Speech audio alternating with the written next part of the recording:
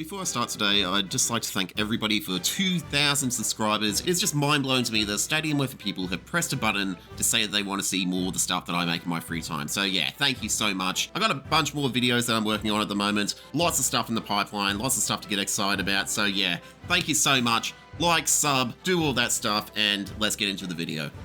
In the last episode, my companion is listing vermin. Meerkats!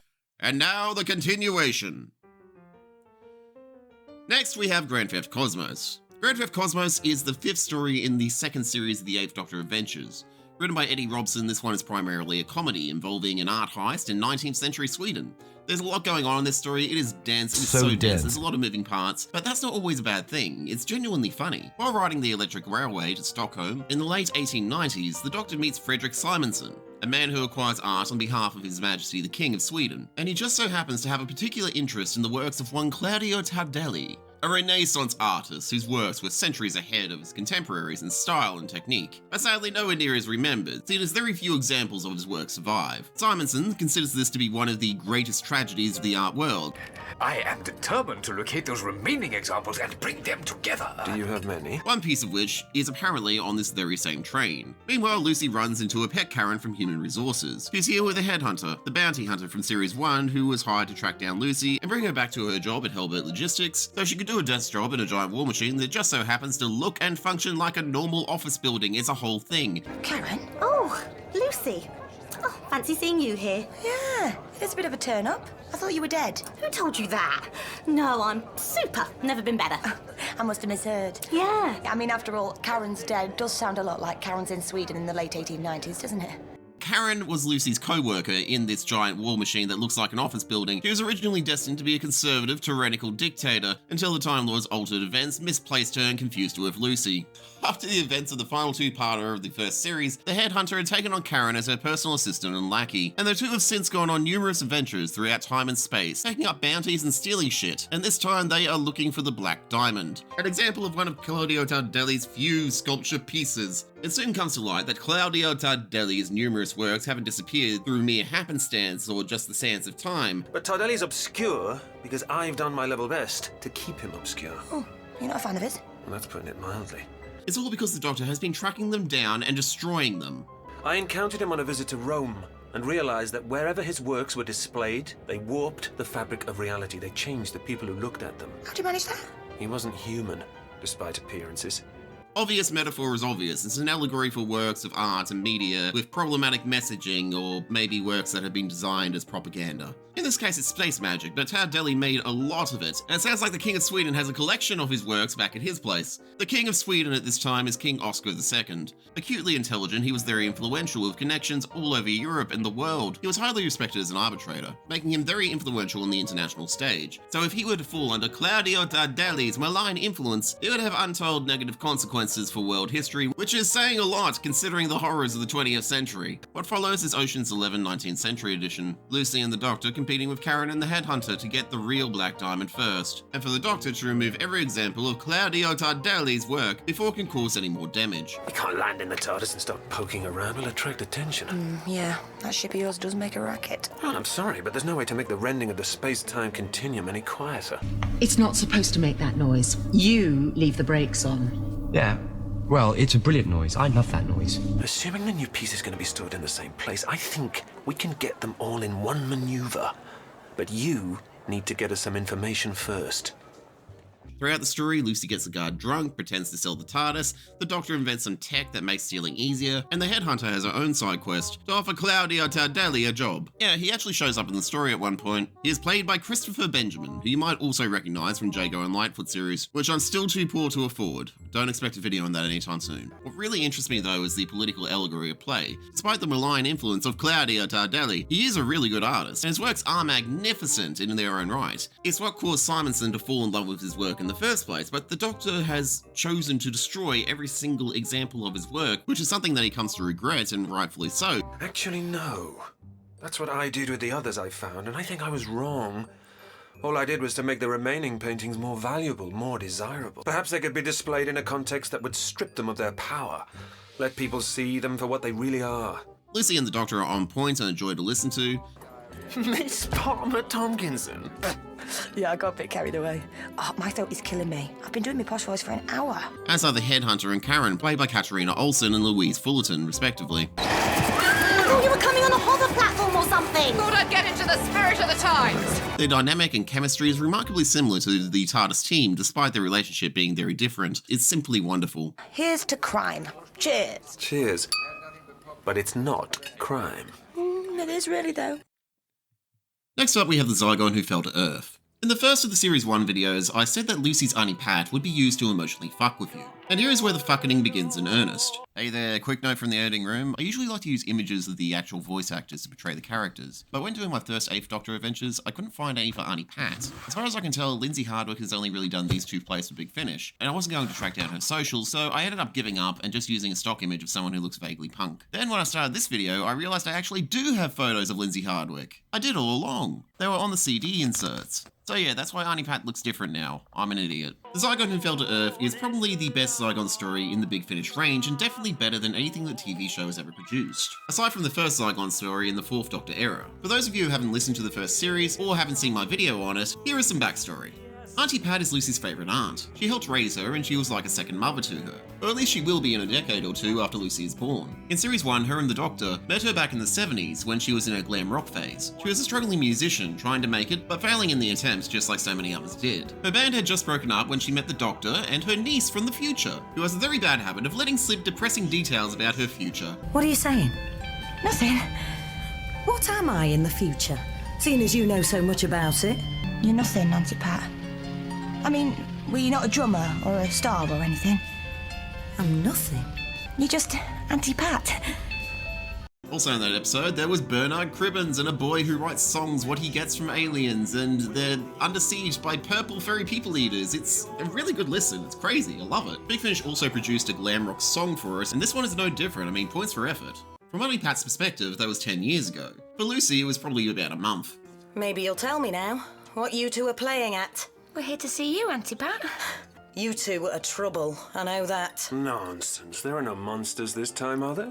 Auntie Pat has given up on her dreams of stardom. She's settled down with a nice bloke named Trevor, who was something of a star himself, as a folk singer in the 60s. He's put that all behind him as well, and he's decided to settle down with Auntie Pat and run a bed and breakfast by a lake that is rumoured to have a monster that draws all the tourists in.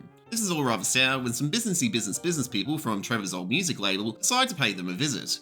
I am Mr. Mervyn Urquhart, and this is Mr. Humphrey Mims. We would like a twin or a double, it matters not. We would prefer a twin-bedded room.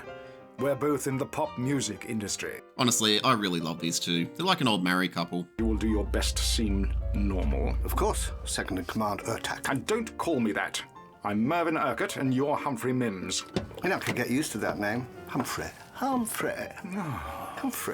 They made a remix of one of his best songs, and it's hitting top of the charts, so they're very keen for him to make a comeback. Something that he is dead against, and somewhat to everyone's annoyance, the Doctor and Lucy are back in their lives again, eating her food and letting slip annoying details about her future again. Well, look at you.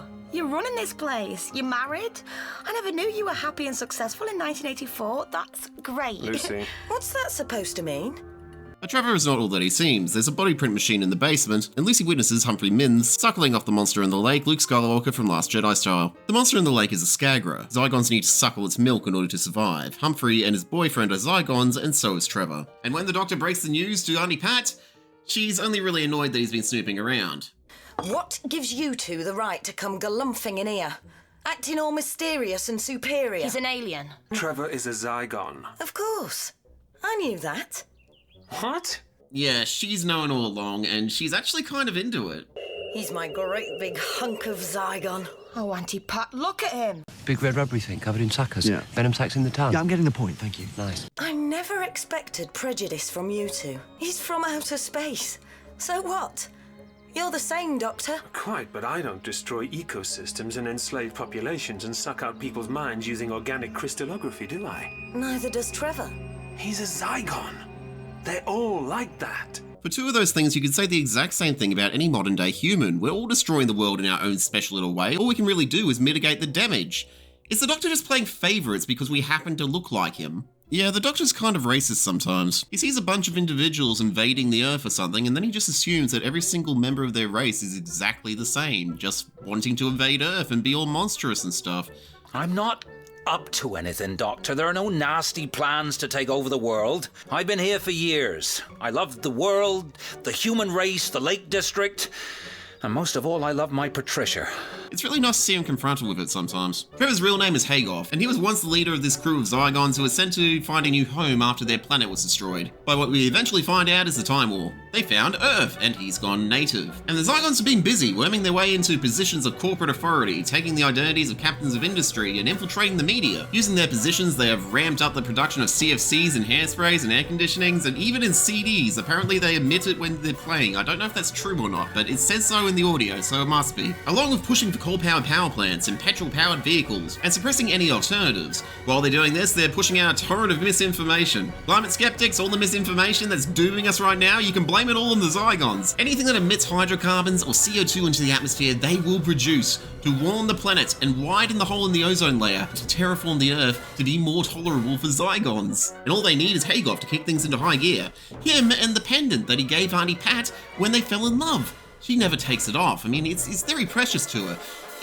It's fused to her flesh. She can't take it off. One thing that I find challenging with these videos is knowing what to say and what to leave out. I try to keep these things to just enough to get you interested. I do have a tendency to overshare, especially when I'm passionate about something. Blame it on the ADHD, baby. But this is also serialized content. To a certain degree, the spoilers of one story will form the premise of another. And from what I can tell, the audience of these videos is composed largely of either people who want to get into the audio medium, people who are already into it and want to hear opinions about the stories that they've listened to, and people who have no intention of listening to any of this stuff, and just want to get some sort of an idea of what the 8th Doctor got up to between the TV movie and Night of the Doctor. Which one are you? Put something in the comments. You should all give this one a listen regardless. It is really good. It's one of the best Zygon stories I've ever heard. If you're not keen on spoilers though, skip to this time code because I'm about to get really spoilery. Time's up. Righto, this part of the story really fucking destroys me. They do the whole, oh no, the companion was replaced by a duplicate, but the Doctor knew all alone, so it's okay thing. Davies did it, Moffat did it, then he sort of did it in reverse. Go ahead and tick that one off your things knew who took from the audio's bingo cards. So Lucy has been replaced by a Zygon since she saw them milking the thing in the lake. And Auntie Pat has been taken by them now because they need her necklace. Usually in this situation, she's a bargaining chip to get Trevor to cooperate and he'll safely remove it or something. It will look like that the villains have won until the Doctor saves the day by doing something clever. That's the formula, that's how it usually plays out. Instead, they did the obvious thing they definitely could have done in this situation. It's stuck to me. Here, let me try. Don't, Lucy. It won't come off. I have it. The device, it is free. Good work, Crackers. A little messy, you've torn the creature's throat. They just, rip it off her and left her to bleed out on the floor. Auntie Pat's last experiences were being murdered by her niece, holding on to life just long enough to tell the Doctor that he is the harbinger of death. Yeah, that's another one to check off your bingo cards. I can see you, Doctor. Death and disaster all around you. Darkness. She's gone. Anyway, Lucy was in a body print machine this entire time. She has no idea what happened, but when the Doctor tells her that Auntie Pat is dead, they mourn her, with the knowledge that Auntie Pat will eventually fade from her memory. The web is resilient. Events can be reshaped, can reflow. If your Auntie Pat lived a quiet, unobtrusive life, never got married, never had children, never did very much of anything, history could, well, blink and miss her. But she doesn't fade. Auntie Pat stays in her memory. You see, Hagoff was so distraught that he decides to drop the form of Trevor forever and takes up the identity of Auntie Pat. This means that the Auntie Pat that Lucy has known her whole life isn't the girl that she met in that roadside diner. It is and always has been a Zygon warlord named Hagoff. And the Doctor knows this, and he doesn't bother to tell Lucy, which is something that's certainly not going to bite him on the arse later. Next up, we have the first part of the two-part finale, The Sisters of the Flame. An epic space opera that plays out like a buddy cop detective movie, with some mad space witches and a crazed billionaire named Zarodnex, who buys planets, and also Time Lord shenanigans. This one is very dense. It is so dense, with lots of stuff that leads into the next one, so I'll be explaining a lot of it. Mostly all the references. Don't worry, I'll try to avoid spoilers where possible, but yeah, I still want you to actually listen to it. So the Doctor and Lucy are in the vortex when the TARDIS dies. It's dead. Totally dead, Lucy. It's as if all the Time Lord's power from the great Eye of Harmony had never existed. Pretty bad then. But then it doesn't. It's all good again. It's fine. Everything's fine here. Whoa! Brilliant! How did you do that? You didn't, did you? No, I didn't. It's as if nothing had ever happened when they are nearly time scooped by the Time Lords. The Time Scoop is an ancient Time Lord technology first seen in the Five Doctors. It was first employed by Rassilon to kidnap random creatures and people from throughout time and space so they could fight to the death in an arena called the Death Zone for the amusement of him and the Time Lords. Rassilon was kind of a bastard, see this video for more. The Doctor, not being one to be summoned in this way, escapes and lands in the cargo bay of a space freighter, when they are promptly met by some giant cyborg millipedes, and a lady who apparently has a right figure on her, who takes the Doctor in the TARDIS, leaving Lucy alone, hiding from the bug things in a waste disposal pipe, before being discovered by the crew who make the assumption that she is a stowaway. She's thrown into a cell where exhausted, terrified, and covered in several different types of bodily excrements, who should show up at Straxus. Ah. You? Lucy Miller. You're Straxus. Yes. I knew it was something funny like that. Last time we saw him was in the end of Series 1. He's a Time Lord bureaucrat working for the Celestial Intervention Agency. He died at the end of the last one, so now he's newly regenerated and just as much of a tosser.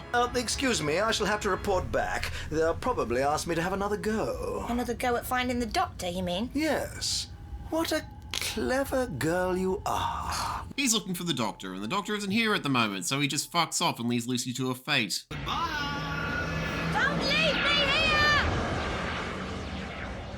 So the crew called in the space police, and it's not long before they show up. Another giant millipede. He's not one of the ones who took the Doctor, though. His name is Rosto. He's a space detective, and he's voiced by Alexander Siddig, the man who played Bashir in Deep Space Nine. I still haven't seen Deep Space Nine. It's one of the early Star Trek things that I haven't gotten around to yet, but I have seen him in other stuff, and he is really good. He's at the top of a lot of people's lists for people who should definitely play the Doctor one day. In this, he is a giant insectoid space millipede from a race called the Trill, a highly ordered but ultimately peaceful people, which makes him a little bit skeptical that his people would be involved in anything like kidnapping. A great big garden bug! There's no need to be offensive. Since when did they start employing centipedes as policemen anyway? Aren't there any human policemen left? There are interplanetary police marshals of many species, including several humanoid races. Well, good. Why can't I see one of them? One of the humanoid ones? That can be arranged, but it could take some time. Well, get a move on. It's blooming unnerving looking across the table at you, after what your lot did to the Doctor. Your lot? Yes. Centipedes, Trell, or whatever you are. Please try to be calm. All right, I'm calm. She asks for a humanoid detective with all the grace of someone asking for a white doctor, and one shows up in no time, and much sooner than expected. She's really nice, she looks just as human as Lucy, she's white, she affirms Lucy's fears, says that she wants to help, and shares a couple of jokes at her insectoid colleague's expense. What about, the big centipede fella, Rosto? I really don't think we have to worry about him anymore, do you? Nah. He's probably got a long visit to his chiropodist to worry about, eh? I expect so. Come on. It's time we set about reuniting you with your friend. Obvious trap is obvious. She's using one of the oldest manipulation tactics in the book. All you have to do is find something someone's afraid of, like say a group of people they might already be a little bit iffy about, affirm and or reinforce their fears, and position yourself as someone who is going to do something about it, and they will practically believe anything that you tell them. Politicians often do this to get votes, and sadly it is very effective. This is nearly kidnapped. Rosto is a good guy, and he comes to the rescue. Rosto, is that you? What are you doing here? Rescuing you. Rescuing? Don't be daft. She's taken over my case now. You said you'd put in a request for a humanoid marshal and... I haven't had time to put in that request yet. Oh. But... Oh. Don't listen to him, Lucy! He's in league with the Trell who took the Doctor! What? I didn't want to tell you before. You were distressed enough, How would you know that Lucy's friend was taken by the Trell? She read it in your report, huh? What report? The one on my personal recorder? The one that nobody else has heard yet? I've never seen this humanoid female before, Lucy, but I think you have. Me? Lucy. Quiet, I am thinking. I have something you might be interested to see, Lucy. Oh, sorry, I didn't mean that to go off. Her name is in fact Hespera. She is from the Sisterhood of Khan, and she's there to abduct Lucy. I'm sure this misunderstanding can be easily cleared up! Lucy, are you all right? Well, she gassed us. Where did she go? Through that door. Are you sure you are well? You really are one of the good guys, aren't you? Yes, where does it lead to? And there's this very sweet scene where Lucy apologises to Rosto. I'm sorry if I was, a bit, offensive about you earlier. I was upset, but I suppose there's no excuse, really. No excuse? Well, for racism, I suppose you'd call it. Look, I'm really sorry. You were just scared, Lucy. I understand that. The rest of this plays out like a buddy cop movie. Lucy and Rosto trying to find the Doctor and discover who was enslaving and augmenting Rosto's people. And I bloody love this. This sort of team-up isn't the kind of thing that you get in live action. They had a massive effects budget to do it justice. It just goes to show the strengths of the audio medium. You can have a lot of non-humanoid characters, and the only limits are your imagination. Although the Jim Henson Company could definitely pull this off, no CGI required. Through some light Googling, they soon realised that all of this has something to do with Zrodniks. He's a space billionaire with an almost childlike obsession with Morbius, the Time Lord despot who ruled Gallifrey with an iron fist and tried to conquer the cosmos. Zrodniks gets like the current president of Argentina every time someone shows him a photo of his dead dog. Por el ejemplo de... Conan. Sí, este es Conan. Por el ejemplo de tu hijo, alguna vez te escuché, creo que fue en el programa... Este es Conan. Creo que fue en el programa de Andy Kundesoff, creo, Si no corregimos. Morbius first showed up in the 4th Doctor serial The Brain of Morbius, where mad scientists had Morbius's brain in a jar and wanted to put it into the Doctor's body, even though said brain was a lot bigger than the Doctor's head. You can also partially blame this serial for the timeless child, thank you very much Chibnall. Morbius very clearly died at the end of that episode, but Zrodniks, after buying Khan and setting up his base of operations, found part of his brainstem in the canyon, and he plans to resurrect him using some prime Jurassic Park science, but he needs a Time Lord in order to do it, which is why the Time Lords were so keen to time scoop the Doctor. By the way, the Sisterhood of Khan are also in this story. Hello, Sisterhood of Khan. The Sisterhood of Khan also first appeared in The Brain of Morbius. In this, they have long since left Khan, and they have their own plans to stop Zrodniks. Meanwhile, Lucy and Rosto have decided to pay Zrodniks a visit, without realising one of Khan's main properties. It has a lot of magnetic energy on it, which pulls spaceships out of space and onto its surface. So now they're crash landing onto Khan when Straxus shows up. He's there to get Lucy because he's an idiot for leaving her behind in the first place. But Lucy has just been whisked away by the Doctor and the Sisterhood of Khan using space magic. Because the Sisterhood have a far better idea to stop Morbius than getting all the Time Lords on Gallifrey. They just want to kill them all. So they put the Doctor and Lucy into a dispersal chamber that will erase them from the continuity of the universe, as if they had never been born. And I know what you're thinking. Lucy isn't a Time Lord. She doesn't need to be erased from the continuity of the universe as if she'd never been born. Why are they forcing her into the dispersal chamber so she'll be erased from the continuity of the universe as if she'd never been born? Yeah, well, it's because they're fucking insane. Cliffhanger time. Next up, we have Vengeance of Morbius. It's story time. Let me tell you of Zrodniks, Doctor. All right. Go on. But Athena, we owe the Time Lord that much. He has a right to know the truth. And then he will understand why he must die. I'm hoping this is going to be a very long story then. Okay.